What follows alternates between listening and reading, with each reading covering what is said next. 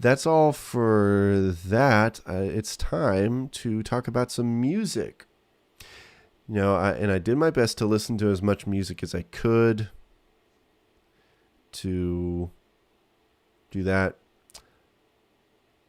I don't know what I'm saying. So, yeah, my humble opinion on a bunch of albums that I listened to. So, first up, we got The Consequence of Being Alive by Gable, Price, and Friends. Now, I actually only just discovered this band. A lovely viewer of the YouTube channel, I forget their name, but they recommended them to me, and I was surprised that I hadn't heard about them. It's just because I live under a rock, apparently. But Gable, Price, and Friends, and I started listening to them before the whole album came out, and I liked quite a few of the songs that I heard, and so, I was very interested in checking out any new music. And so this album, The Consequence of Being Alive, I listened to it, and I think it's okay. One thing that I noticed about Gable, Price, and Friends is that they very much reminded me of Colony House. I mean, the lead singer sounds very much like Colony House. I mean, so like comparisons are a bit unavoidable for me, and the music sounds very similar. But there are a couple songs that I think really stood out. I mean, one of their older songs, "Heretic," I think is great, and one of the singles off of their album, Brother Jack, I think that's what it is. I'm forgetting the names of the tracks, but yeah. So those tracks I really liked, and so I was really excited for the rest of the album. And listening to the album, I thought that it was fine. I just think that a lot of the songs on the album weren't really that memorable for me. I like the production of the songs. I mean, hey, I'll say that it's Gable, Price, and Friends is better than like pretty much anything out there on Christian music, and I encourage this type of music and songwriting. I like how not all of their songs have to be like CCM radio friendly or anything.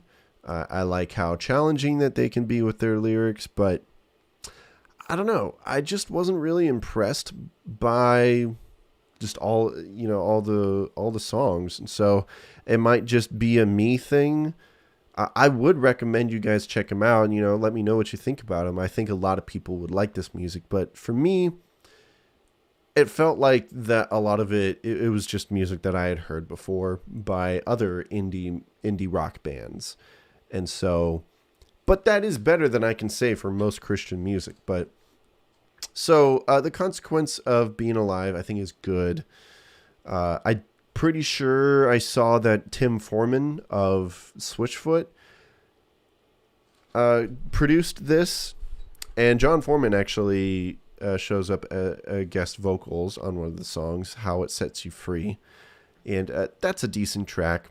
Other decent tracks are, of course, like I said, Brother Jack, and I like I Don't Want to Live Like This, and Lucky Number 17, Easy to Love You. Those I think are fine.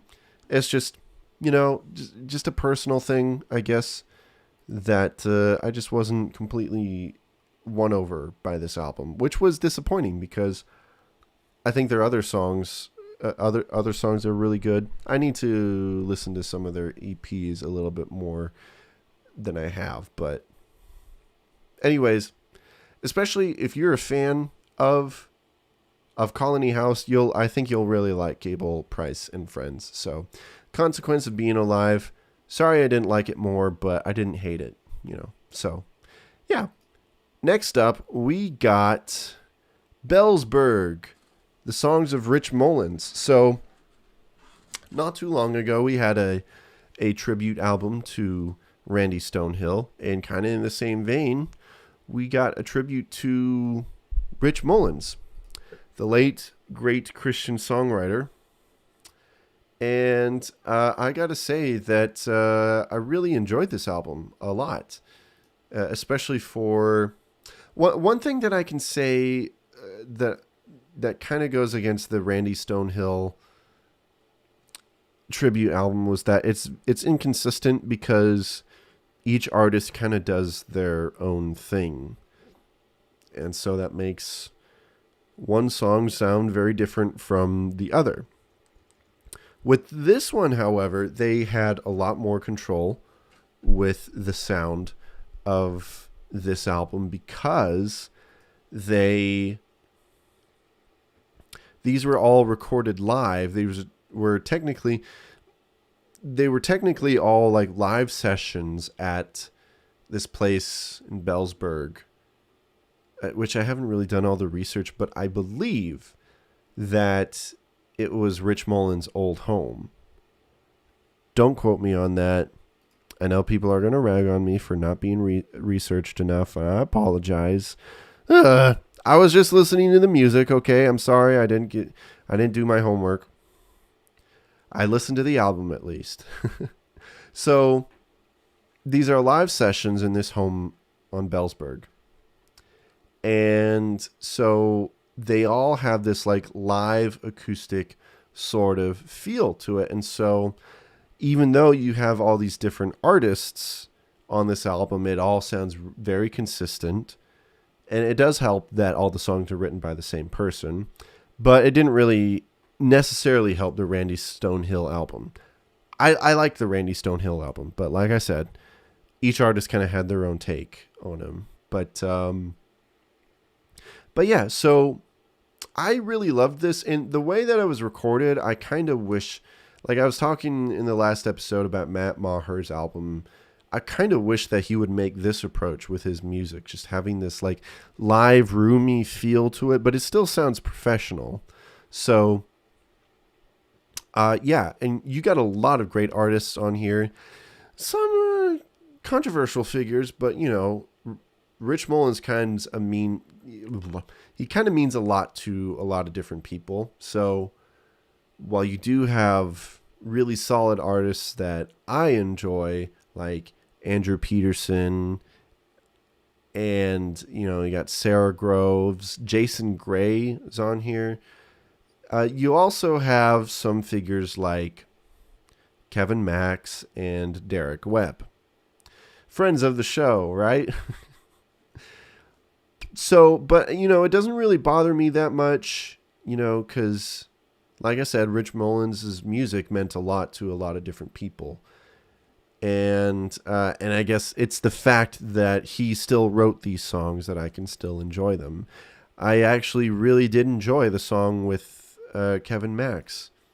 I mean, I've always said that I love Kevin Max's voice. I just don't really consider him to be a Christian artist.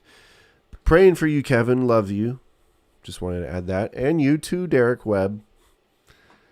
Which I wanted to say, I tagged Caedmon's Call in my last review, and they responded to it. They're like, cool. So, that's cool. Thanks, Caedmon's Call. So, yeah. A lot of great artists on here. You also got Amy Grant is on here. Jimmy Abeg, he's a great guitarist. Collaborating with Jason Gray, which I guess I did not expect. You also have David Mullins and Jonathan Mullins, Rich's sons, on here. And on top of that, you've got 2 unreleased Rich Mullins tracks on here as well. They're like unreleased demos of songs that no one has heard before. So that's, you know, a great icing on the cake. That's like the cherry on top right there. So, also we got Mitch McVicker on here, which a little behind the scenes story.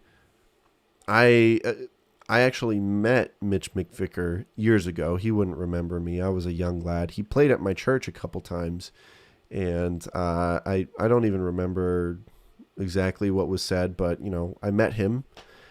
And he's not really that well known, but for those of you who don't know, Mitch McVicker was actually with Rich Mullins in the car accident that took his life. And Mitch McVicker barely made it out alive himself. But that's him, and he makes good music too. And I like his contribution to the album. So, yeah, the whole album is just a great acoustic tribute to him, and I love the production and the sound and the feel of it. It sounds like, just people singing songs in a home, and there's great musicianship as well and great singing. So I highly recommend checking this out, especially if you're a fan of Rich Mullins, but I recommend anyone go check it out. So Bellsburg, the songs of Rich Mullins. And last but not least, this was the only Christmas music I could get around to before recording this, so I apologize. But John Van Deusen has a new Christmas album. Earlier this year, he came out with his last album, and he had enough time to make a Christmas album. And it's called In the Bleak Midwinter. And one thing that I love about this album is that it's all like traditional Christmas hymns and such.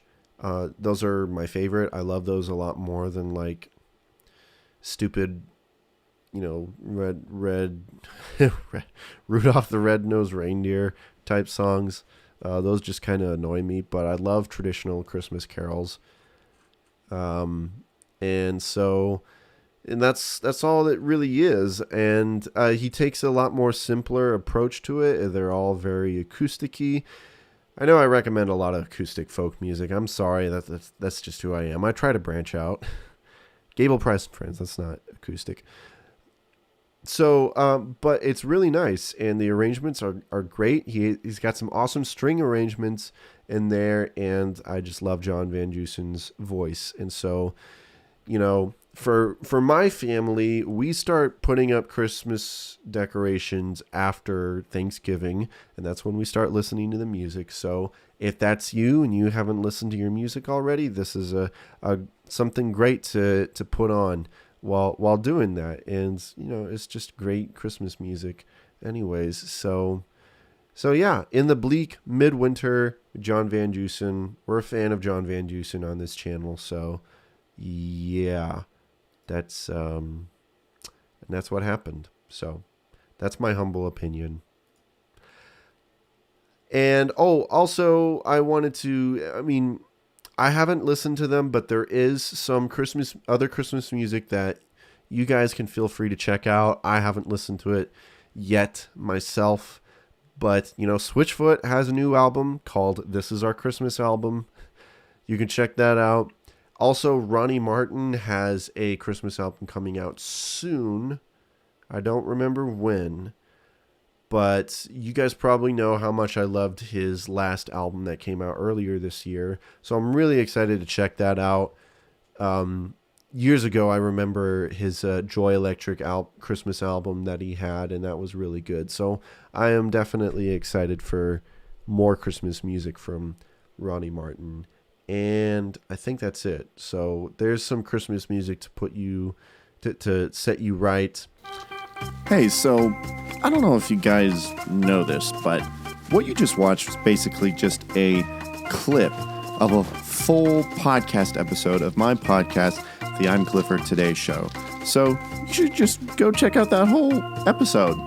Also, while you're at it, you might as well like the video and subscribe to my channel.